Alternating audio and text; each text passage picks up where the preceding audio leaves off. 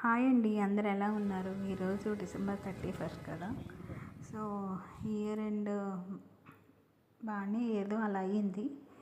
At least 2025 అయినా బాగా అవ్వాలని దేవునికి దండం పెట్టుకుంటాకి వెళ్ళాము. ఎలాగో మా సిస్టర్ వచ్చారు కదా చెన్నైకి. ఇక్కడ అష్టలక్ష్మి టెంపుల్కి వచ్చాము. బాగుంది, చాలా బాగుంది గుడి.